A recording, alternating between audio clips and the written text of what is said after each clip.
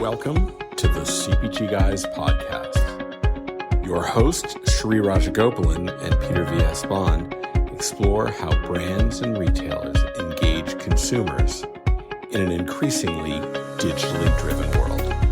And now, here are the CPG Guys. Welcome to the CPG Guys. I'm, of course, Shri, co-founder and co-host of the CPG Guys and also co-founder and partner of Think Blue Consulting, who as builders, connectors, and amplifiers, we shape the future of commerce to drive your growth. Get in touch with us at shri@thinkblueconsulting.co. That's CO, not COM. Please do listen to my older daughter, Ria Raj's music, www.riaraj.com, RHERAJ, and a new song, Hot Couture, which has now been out for a month. And my younger daughter, Lara Raj, is a member of the Geffen Records Universal Music Group, Cat's Eye, who now are in the multi-millions of followers on all social media vehicles. Unable to join me today because I'm actually recording this live from Sydney, Australia, is my fellow co-founder, Peter V.S. Bond. And when he's not co-hosting his podcast, he serves as the head of industry and client engagement at Flywheel, the e-commerce acceleration division of Omnicom. Before we actually get to our guest, this is a collaboration podcast, but I will ask you to consider following us on Apple Podcasts and leave us a rating and a review. That rating tells us how we're doing as a podcast. The review actually tells us whether the quality of the conversations we're having on the podcast is solid and clear. And now for a live event, a collaboration event all the way from Sydney, Australia with Imteaz Ahamed, founder of none other than the Applied Intelligence podcast. Welcome everybody to the Applied Intelligence and CPG Guys podcast. How about that, man? Yeah, about that. Where? Well, Sydney, Australia. And welcome to my hometown. I must say, this is my fourth time, 4 years in a row, because we're in 2025 now, on the CPG podcast. And this do you know what number 5 means? What does number 5 mean? The famous Letterman jacket. Oh, wow. I can't. We're one away. We're one away. So hopefully we'll make that happen soon. Well, I have the T-shirt. So T-shirt is after 2, but the Letterman jacket is after 5. Only 3 have it. Oh, Liz Buchanan from Nielsen IQ. Okay. Christy Argilin, who was first to receive it. Okay. And there's only one other mystery person. Okay. And we will be revealing that in the next 4 weeks. Okay, can't wait. I would love to be the 4th person on that list. So welcome to my hometown. And this is also the 3rd continent. I've always waited to say something when I got to Sydney, Australia, and let me see if you can guess what it is. Okay. 8635 Sherman Way, Sydney, Australia. What is it? I don't know. Hey! Fine, I wonder if it exists. I told my kids yesterday, we got to go find 8635 Sherman Way, Sydney, Australia. I'm sure someone's put a pin in it on Google Maps, so you could go find it. But yeah, love your studio, by the way. Thank you for inviting us to the W Hotel. So, 3rd continent we've done this in. We've done this in North America a couple of times, in Cannes Lions earlier in 2024, and now in Sydney, Australia. So next moonshot has got to be Asia. Yeah, we should do Asia. Also, I haven't been to South America. There we go. So, Argentina. I saw that you were in Chile last week. How was that? Yeah, we were speaking for Walmart down in Chile for their executive team, as well as for their annual brand day, where brands come in, talk to Walmart about what's next for the year and the JBPs and things of that nature. So we did the main keynote in terms of where 2025 is going in the CPG industry. Super cool. So let's dive into the CPG industry. It's going through a lot of change at the moment. One of the key things that I'm noticing is that a lot of the management consultancy houses are going around and telling a lot of CPG companies that you don't necessarily need the 3rd leg of e-commerce in your organization anymore, that you should be absorbing that e-com function straight into sales and marketing. What do you think the downstream impacts of that's going to be within the industry? First, is it the right thing to do? Let's try to demystify that a little bit, right? And what comes top of mind is, I started in e-commerce in 2012 when e-commerce was just a word like E, and I think Amazon's grocery business was like $10 million. We used to call it e-tailing. E-tailing, exactly. That's how e-tail East and West were born, if you remember. Yep. And I still remember we were the first direct suppliers to Amazon, to Jet, things of that nature through Frito.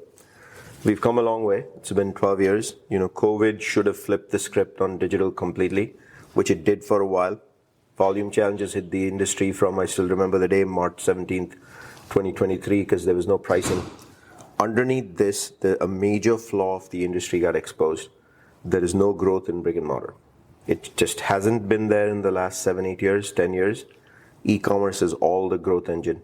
So for the best development of talent, best development of a brand equity, logic would tell you placing it in sales teams and empowering them is the absolute right thing to do. So the model that the consultants are working is a good one. Here's the flaw.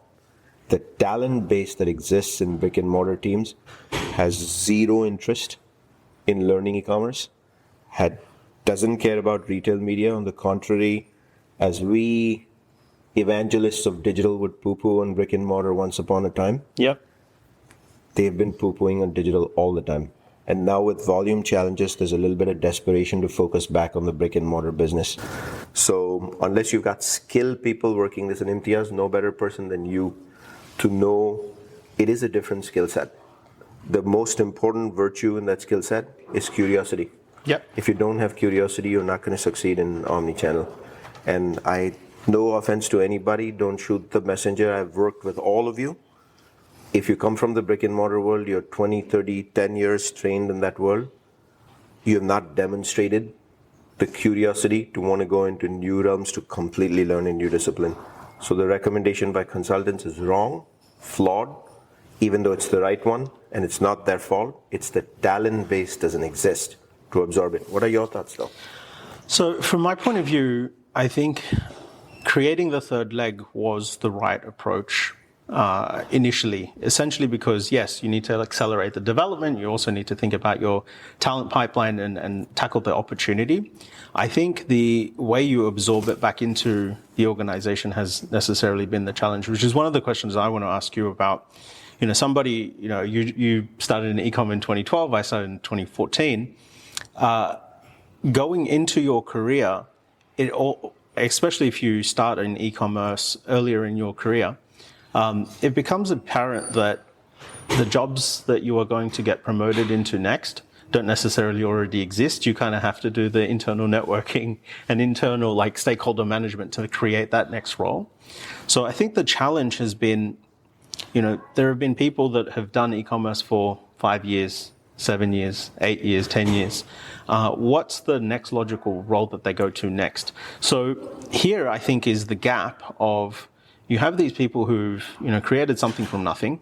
All of this stuff didn't exist before. They've, gotten all these new talents. They don't necessarily have exactly the same talent or exactly the same experiences that the offline talent has developed over the last 5 to 10 years. But these people can figure things out. And to tell them that you need 5 years worth of offline experience to get into... It's nonsense, Imteaz. It's crazy. So let's just call that out, though. It's nonsense. It's absolutely crazy. Somebody who has had to figure out how to create, for example, a direct-to-consumer business model, even if it didn't work in an organization. I won't even go that deep, Imteaz. Just working with Amazon on a pure play model has nothing overlapping with working with Walmart and the brick and mortar model. Or why even go Walmart? Let's take some Northeast grocers, Wakefern. There's hardly any skill set overlap, right? So one of the biggest flaws in the CPG industry from a talent development perspective, and this one's on CHROs. Purely, squarely, this one sits on CHROs, right? These e-commerce people, omnichannel people, are entrepreneurs. They have curiosity, they're builders, they know how to deal with adversity. They've been championing the need for funding the entire career. They're having to defend their budgets the entire career. This is true entrepreneurism at its best. My advice to all of them, once you've gained that skill set in a very large Fortune 500, big market cap, billions of dollars, get the heck out. Because there is no next role for you. You're going to peak as a VP, SVP of e-com. And then you're not going to be the next president. I'm going to explain why, Imteaz. Of course, many of you are going to look at me and say, that's not true, you were the head of sales for General Mills, right? Mm-hmm. But I'll be the first one to tell you and admit, John Nudi hired me into General Mills. I think he took a risk. And he said, you are my guy. I want you to run sales. It was COVID. They needed the skill sets of omnichannel bought in and infused into the organization. If COVID didn't happen and that hadn't happened, I doubt General Mills would have hired me as I don't think General Mills, this is my personal opinion. So I'm very clear now, but having sat in enough boardrooms over 3+ years at General Mills, listening to conversations, as well as with the industry, everybody the CPG guys interacts with, and listening to what they say to us, the offline conversations we have, it's clear there is no next path to be a specialist in a business that's already 25%. I'll give you a great example. Your Walmart leader, usually 25% of any large market cap business, has a future as the next head of sales, the president of sales, maybe as a brand president. E-commerce is also 25% of the business. Why can't you be the next president of sales? So it's a little bit of flawed thinking, right? But underneath all of this, we must answer the question, why? Why is it that way? And the answer is actually very simple, Imteaz. Running the other 75% of the business requires compliance to age-old models. Listen very carefully to the words. Compliance and adherence. That part of the business is not growing. You don't need movers and shakers. You don't need new ideas on the tables. Even the innovation that's created is primarily line extensions. And the ask by Wall Street of the very large market cap companies is, give me 1% growth models. You're a pension stock. Yeah. I don't need entrepreneurism from you. So once you've learned those entrepreneurism skills, unless you can become a follower and a compliance person, literally taking marketing playbooks and executing without way too much outside the box thinking. No, I'm not criticizing anybody. Of course, you can give me 30 examples of, look how we created this brand and this product and it was outside the box thinking, but there are a million products sitting on the shelf. If you have 30, that doesn't really, it's not a large base.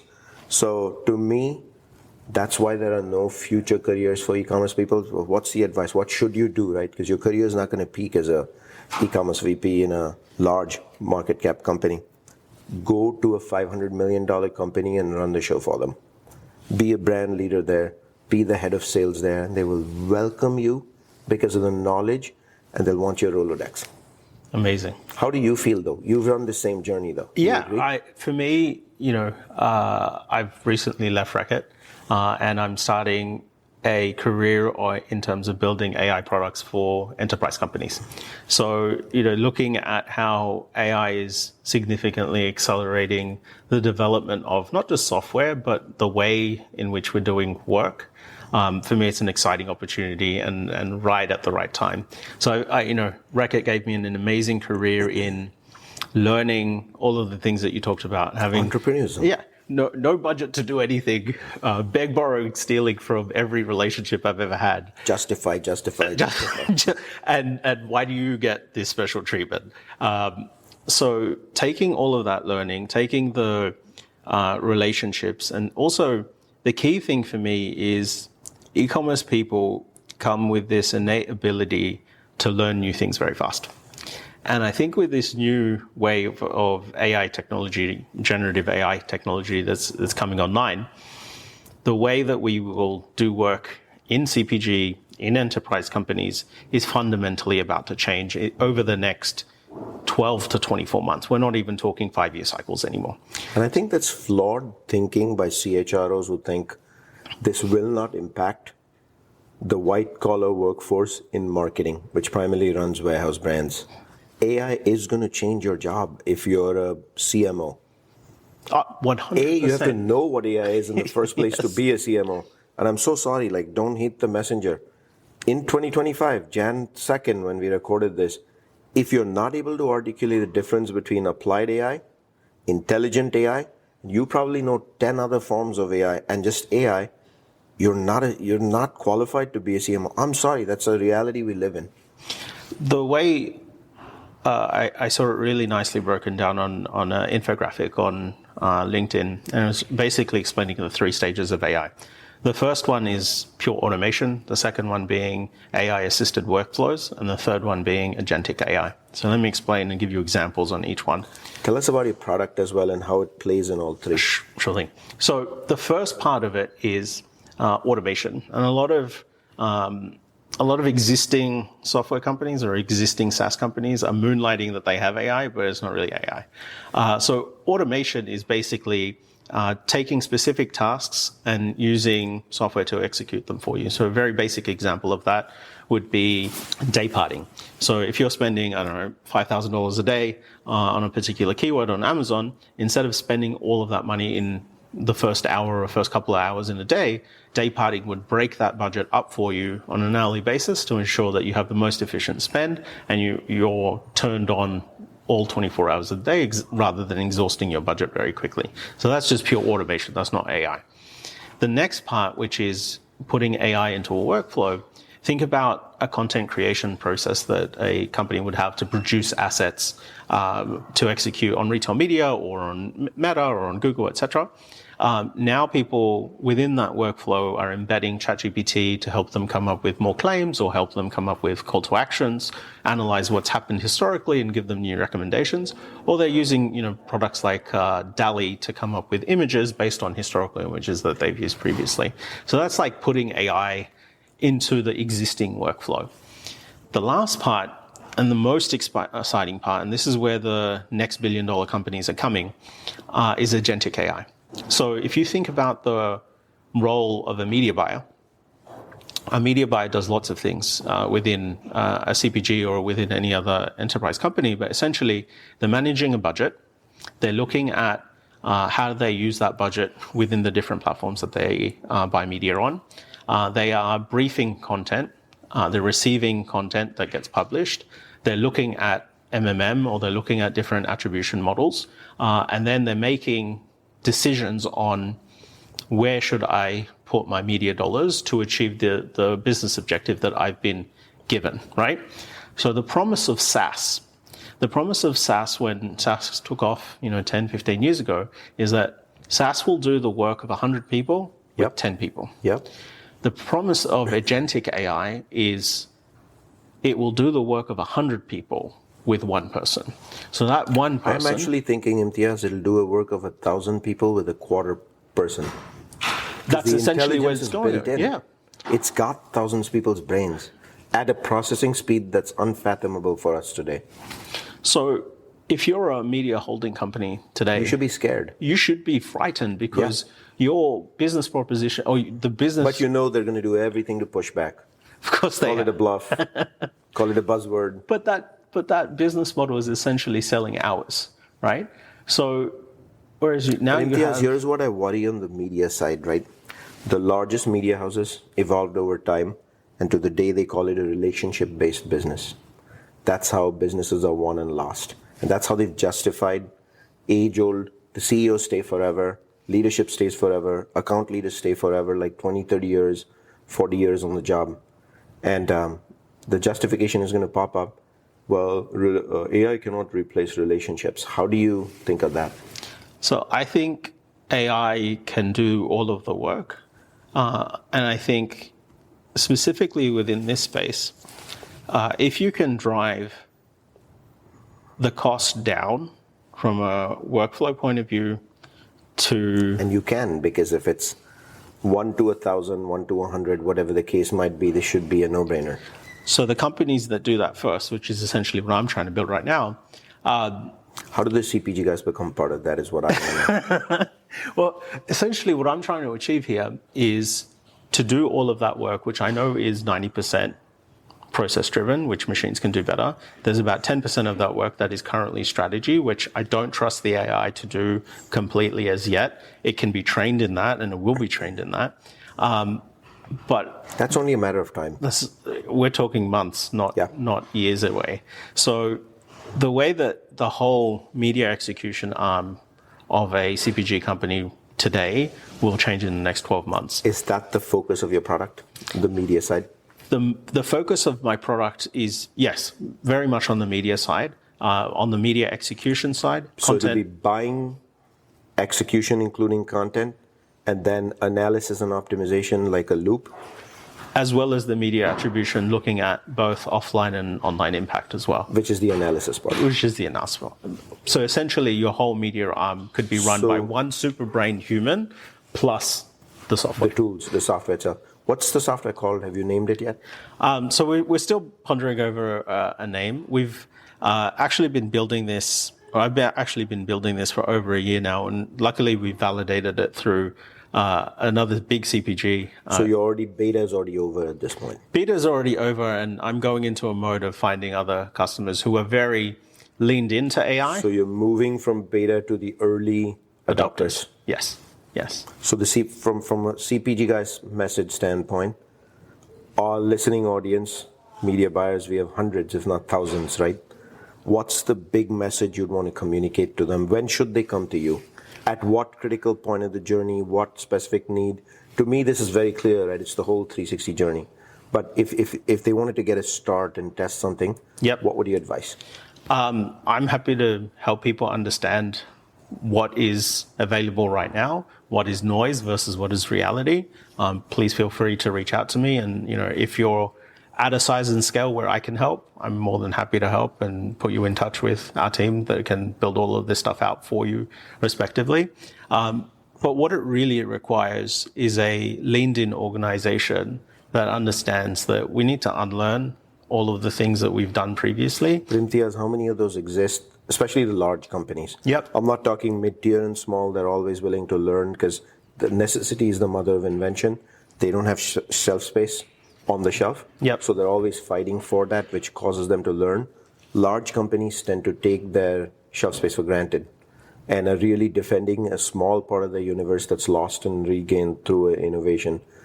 What would you say to those companies? Why should they come to you? They need to come to me because specifically from a media execution point of view, the software is getting smarter than humans in the sense that the audiences that you need to now target are so small and they need to be talked to in a completely different way. And simply executing at mass scale doesn't necessarily work anymore. And we've tried this model in multiple brands, multiple categories, and we're seeing way more success than the traditional way of doing things. To me, Imteaz, and I'm going to use the word of flaw. Okay. Here's where the flaw comes in of that mass advertising. There's a time and moment it was necessary because the platforms actually existed. Yep. Those were the ways the brand could communicate to potential buyers, right? And so TV, print, mass digital, the early birth of Yahoo, Google, all that stuff. We live in a world today where our lives are largely controlled by a 6-inch device, 24 hours of the day, right?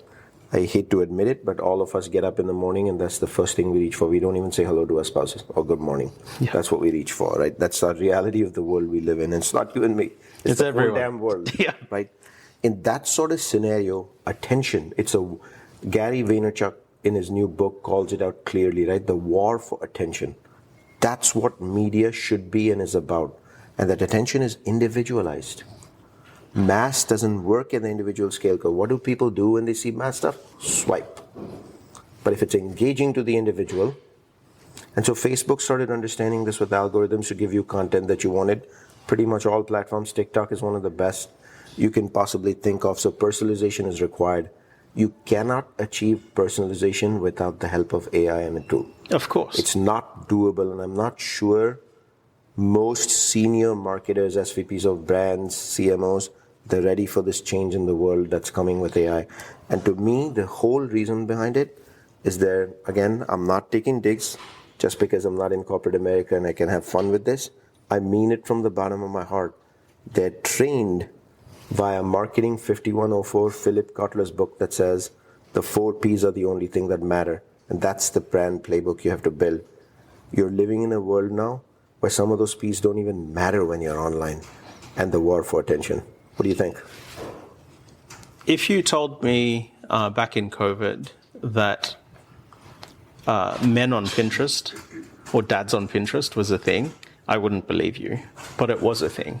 And if you look at it through the 4 Ps, placement would tell you from a media point of view, don't necessarily need to be there. So there are all these nuggets of opportunity coming up all the time. And if you simply follow a playbook and you create a playbook or a marketing plan once a year and you don't revise that and you don't have that consistency of revising your strategy and executional plan all the time, you're going to get eaten for lunch. If you go back 4 years ago and said you and I will be digital content creators, that's what we're doing right now. Yeah, I wouldn't believe you. You and I wouldn't have believed it either, right? But this is what the world is about. And this is how personalized content is created and how products are sold these days, right? So let's go into a little bit of a niche area if it's okay. Sure. And our audience would love to hear about connection between media and this, and that area is the famous word retail media. Retail media on most days still feels like it's a mess because there's no standardization of metrics. Every RMN claims it has the best metrics and there's only one way of the highway to measure and optimize. Retail media is not included in and the triple M's as of now, largely because agencies haven't figured out how to adopt it. When it comes to budgeting purposes, it's a standalone budget, but now moving from trade to media, right? Messy world. But to me, AI, a tool, is probably one of the best ways to incorporate it and make it part of the MMM. Thoughts? Specifically when a retail media has a data clean room, which our biggest retail media partners like Amazon and Walmart now do, the clarity that you can get from the transactional data that is married to the media interaction data is phenomenal. So the RMNs are willing to give up data. That's a fact at this point. Yeah, the biggest ones are. The biggest ones, yeah. Yes. And the challenge right now is, do you have the right talent and resources to actually crunch that data and make sense of that? And this is where my product kind of comes in, is it crunches the data coming out of data clean rooms to give you that clarity and to give you the understanding of what are those top, middle, and bottom of funnel interactions that actually happen before a conversion takes place, and then how do you grow that lifetime value whilst monitoring your media spend per cohort over that lifetime value as well. To me, the greatest applicability of your tool is going to be for the mid-tier CPGs. And here's my thinking. Why? Mid-tier and, of course, startups at will, right? The large companies are interested in raising the dividend a few cents every year. And they have an age-old blueprint with very high trade rates on how to do that. So the need to change is minimal and not required. Mid-tiers need to fight for that shelf space. They need to optimize dynamically. My belief is you can help them do that dynamically, be in a 360 loop, measure, optimize, get better every single day with your budgets, etc., etc. That's one of the greatest outcomes you can deliver. So let's get into applied AI. Okay. In a deeper way, right? In the United States market that we serve today, that you and I serve today, right? AI is obviously present at this point. Senior leaders are reading about it left and right. I have yet to see a senior leader of a large market cap company raise hands and say, hey, board, we're going to adopt this, we're going to do it this way. At least publicly, nothing's been announced, right? Why do you think that's the case? If I hear another corporate executive talking about how they've implemented AI via a chatbot, I'm just going to scream. By the way, the CPG guys are going to be at CAGNY in February. Do you know what CAGNY is? Consumer Goods Analyst of New York. Okay. That's where the largest CPG guys and the CEOs, CFOs go down, and analysts ask them questions about the year to be. We are there as press. We will be asking questions about how are you adopting AI. Yep. And clean rooms. Publicly stated it. It's up to you how you want to choose to answer it, but go on. I think it's very not well understood within executive boards within CPGs. I think a lot of people are looking at this stuff for I can make content cheaper now. I can simply implement Microsoft Copilot and we don't need to write meeting notes anymore because Copilot's going to do that for us. I think that's fundamentally missing the point. All of these things are just slightly additive to what already exists and not necessarily thinking about what is that end-to-end workflow that we have as an organization and how do I embed AI and still keep humans in the loop and fundamentally change that process. So one of the things I worked on was, and I was running a sizable content team, is instead of being able to produce 100 assets per week, we were looking at how do we scale that to 1,000 assets per week without increasing the size of the team, but at the same time improve content effectiveness. So it wasn't just about let's just produce more assets because we can, because there's generative AI. What's the use of that? Yeah. It's also about how do I ensure that the conversion of each asset that I produce converts better than the old one. Must deliver, basically. Yeah, at a baseline, it needs to deliver the same conversion, but ideally deliver more.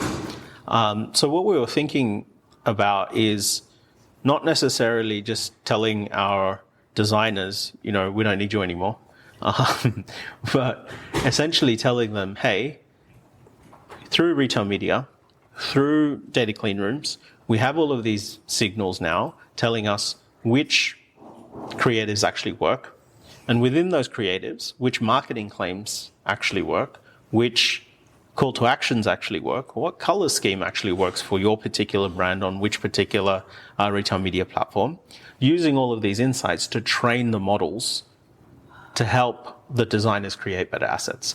So if you already have all of this expertise in-house, how do you just equip them with better tools and better software to help them do their job better? I think what we missed the point, and this happened in the last wave of social media and then e-commerce, is that all these companies said, oh, let's just bring in the 21-year-olds that are on TikTok, or the 21-year-olds at the time who know Instagram or Facebook, and they'll solve all of our problems.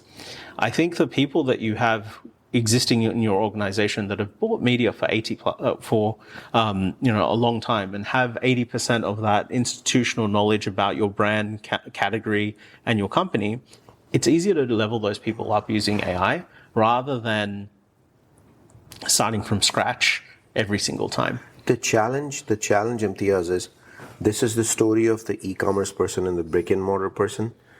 Usually for most companies, brick and mortar is like 75% of your business, and then e-commerce is that we're at a pace where it's already 25 at this point. And I constantly hear back from leaders, well, it's easier for me to take these people and do my best with them rather than try to move these people here, and that's why they'll never be the head of sales or the head of marketing or anything. So that logic is not helping. No. And there's an inherent tension there as well, right? Because you fundamentally have to change the way that you do things, and people are usually set in their ways. But the next... You cannot be a C-suite leader today without understanding AI. True or false? Of course. And you look at every single tech CEO right now is going to be talking about the benefits of all of this stuff. But this is the next industrial revolution that we're about to embark on. And the people that miss it... It's their fault, though, if they miss it. They will personally, as CEOs, be responsible for not having acted. Well, it's as simple as... It's a responsibility, though. You owe that to your shareholder as well. One of the great things that CPG companies do is have projects like productivity projects, right? So Every 3 years, clockwork. Yeah, clockwork. We have to do this, and it's over and above the plan. So we have to find these incremental opportunities. The blueprint is so straightforward. November, December, it starts, very secret. Jan, Feb, it starts spreading. March, April, it actually happens, like clockwork. Clockwork. And any CPG you go to, this is it's embedded in the process. What I'm calling for now is how do we look at the existing workflows? How have we always done the same things that we've always done? How do we re-engineer that process to embed AI capabilities so that what used to take 200 days to do, how do we cut that to 20 days using AI?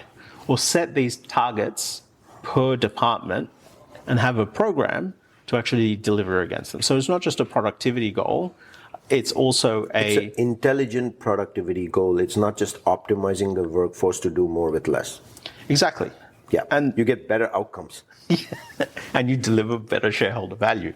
But that's what the promise of this technology actually is. It's not just, create better PowerPoints for me, which I haven't seen a great PowerPoint come out of Copilot. Eventually that will. At some point that'll happen in the next 2 years. I'm pretty confident. I'm sure it will. So let's go to an area let's talk about responsible AI.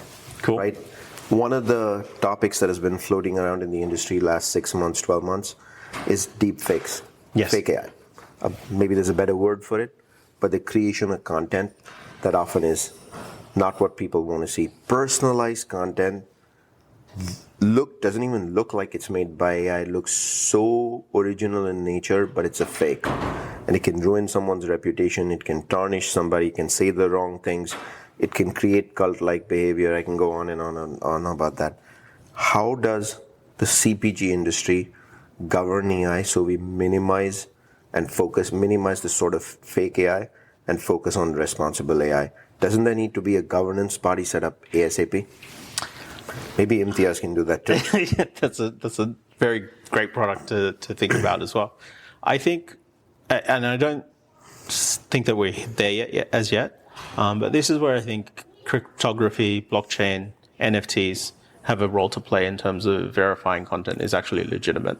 Now, the systems for that are probably not set up to execute that properly across all of the different media platforms. But essentially, that's what we need to have, a system in which we can verify content has been published by the right person using the right... Almost like a digital ID, like blockchain like that can be verified by something. Other people or verified by anyone else. Basically certifies it as authentic. Similarly, I think with all the media accounts that we have in the world, there needs to be some form of verifiable authenticity of who actually posted this stuff. What a great opportunity for a holding co media agency to build one and own this. Of course. Like, it just makes sense to do so. Otherwise, this stuff is going to get... Like, it's already wild. supposed to do it for media metrics. You can literally have a new bureau just to do this. Of course. Monetizable opportunity for somebody. Very much so. Yes. So let's go to a different area with AI. CPG industry's biggest challenge in the last 2 years has been volume. Why? Because of all the inflationary price increases. The previous 3 years, COVID till 2023. How can AI help with this crazy volume challenge issue that a CPG company is dealing with? Because logic and reason would tell you, based on years and years of old school training, until CPG companies are willing to lower price, that volume equation is not going to shift, and private labels keep going to winning in bits and bytes, ankle bites. Can AI help with this issue to drive volume again through personalization and content and curated content versus just focusing on inflationary pricing? The challenge of volume, specifically, we've always searched for both organic and inorganic growth sources, right? So thinking about organic growth. To me, though, Imteaz, for the large companies, growth is either come through e-commerce, right? Costco is an exception to that rule in brick and mortar. Dollar General has been exception, or M&A. Yes. I think AI can help you market to new audiences that haven't necessarily... Is it personalization? It's not just personalization. It's also hunting for the right audiences. Let me give you an example of that. Intelligence, basically. Let me give you an example of what you can do using a data clean room. Let's say in the US, it's Huggies versus Pampers, right? Using a retail media data clean room, if you're Huggies, you can do a search for the audience that searched Pampers last 30 days but did not purchase that category from that retailer. And it will spit out 300,000 people that demonstrated that behavior. You could then serve them a DSP ad telling them why your product, why your diaper is better than any other diaper in the market. That will help you find, I would argue, the most incremental audience for the diaper segment, right? So from a volume point of view, if you want incremental market share, if you want incremental growth, and that category is not necessarily going to grow because there's not birth rate growth in the US, then you have to still share. Then you need to look at methodologies in which that helps you find that share. And that's why you have to invest in AI. Yeah, so we've covered quite a few topics, right? From responsible AI, growth, AI for growth. We talked about clean rooms, which is a topic of often discussion in the industry. We've gone quite the ends of volume challenges. And we started right up front with talent. We talked about jobs and the future of jobs, holding co opportunities, as well as media buying. What do we not cover? What should audience be thinking about in AI? I think the structure of teams and the way that you do work, and I learned this in e-commerce, and it's amazing how, the parallels in the e-commerce boom, social media boom, digital boom is exactly the same as what is happening right now with AI. The structure of a team is threefold. One, you need to have a team that can do your day-to-day, your operations. Two, you need to have... Straightforward. You need to keep the lights on, need to service your customers, need to keep everything going. Two, you need a growth team. So people who know how to test all of this stuff, validate it very quickly, understand risk profiles of missing out on certain things because it doesn't necessarily make sense. It's very easy to fall into, it's shiny new object syndrome, right? So people that can essentially understand what you need to test and what you need to do versus what you don't need to do. And the third team that you need to have is people who innately understand technology and how to deploy technology very fast within your organization. And this is a call out to all of the CPG IT organizations. If you think that your job in your company is to replicate what Google does, Customer service chatbot. customer service chatbot, you're missing the point. The IT function needs to be an enabler to commercial into outcomes. Everyday applied business. Exactly. And I would advocate... That means we're talking raw material procurement to manufacturing, to creation of product, to transportation, to marketing. There's a role for AI across the spectrum. It's not customer service and chatbots. Customer service and chatbots should be 100% of the universe today. Like, we shouldn't even be discussing that. But every IT business analyst that's working in these CPGs, they need to sit with the commercial people. They need to sit with supply chain. Educate them And also listen and understand what the problems are. Take them to CES. Take them to the relevant conferences. So I'll be at NRF in mid-January. What I'm acutely going to look for to report back on as a CPG guy is the role of AI in retail. I know I'm going to be disappointed. I'm anticipating that. But I want the carpet pulled out under my legs on this one. And for the retail industry to demonstrate, I was wrong. And AI is in all these different facets. So coming back to the structure of your team, to tackle these opportunities, you need that growth team. You need that technical team that can understand how to deploy that technology. And you need your standard operating team. If you can figure out how to embed a team that has these three capabilities, each wave that comes, generative AI is what we're talking about right now. Who knows what is coming in the next 6 months? But as these opportunities arise, you can still keep the lights on, still have 80-90% of your business under control, and then have enough space to innovate and test things that could fundamentally change the way you do your business. Awesome, Imteaz. Thank you for making time in Sydney. Thank you for coming to my hometown, man. This has been great. It's been fun. Yeah. And thank you on the 2nd of January for making it out. I know you had to drive and be a half hour away. And I sincerely appreciate that you made time, came. I was not going to miss the opportunity to meet you in person and do a podcast episode. So I'm glad we were able to work it out. So sincerely, thank you.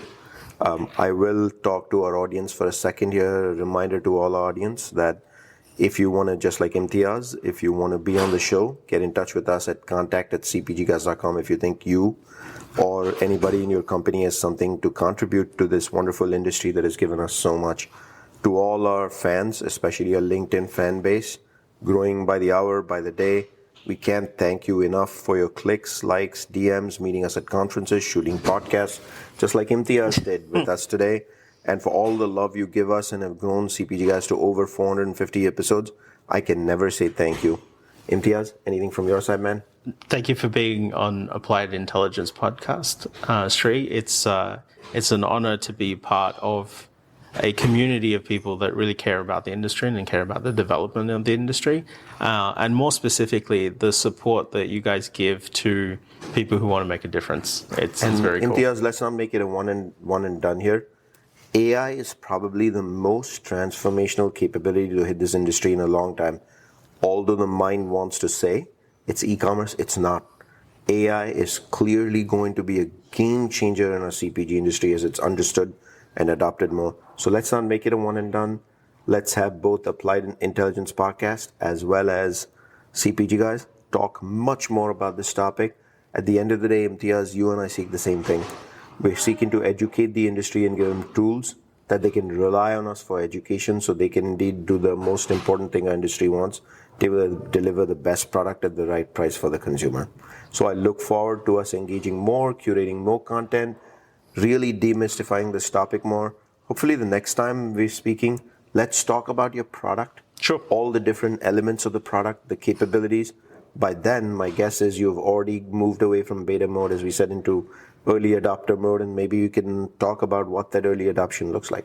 Super cool. And on that next episode, I better have my jacket ready to go. That will be your number 5. Hallelujah, hallelujah.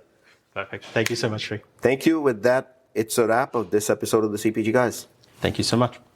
That was fun, all the way from Sydney, Australia, with Imteaz Ahamed from the Applied Intelligence podcast.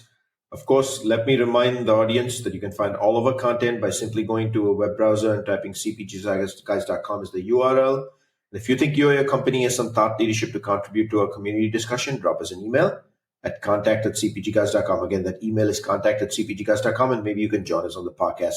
Don't forget to drop us a rating at cpgguys.com on the top of the navigation bar or on the Apple podcast. Those ratings and reviews matter. They tell us how the podcast is doing and whether we have the right guests. To all our followers on LinkedIn, we can't say thank you enough times for downloading and listening to the podcast week over week, episode after episode, twice a week, thrice a week sometimes, for meeting us at conference, recording at conferences, for the click, likes, direct messages, influencing what we have in this podcast. To all our sponsors, the show doesn't exist without you. I can't say thank you enough times.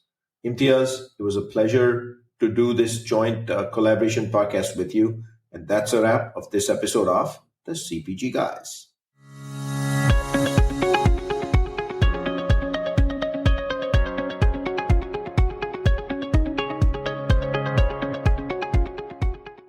The content in this podcast episode is provided for general informational purposes only.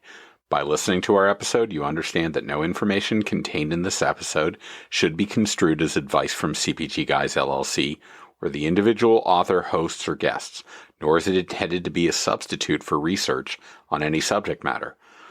Reference to any specific product or entity does not constitute an endorsement or recommendation by CPG Guys LLC. The views expressed by guests are their own, and their appearance on the program does not imply an endorsement of them or any entity they represent. The views expressed by CPG Guys LLC do not represent the views of their employers or the entity they represent. CPG Guys LLC expressly disclaims any and all liability or responsibility for any direct, indirect, incidental, special, consequential, or other damages arising out of any individual's use of, reference to, or inability to use this podcast or the information we present in this podcast.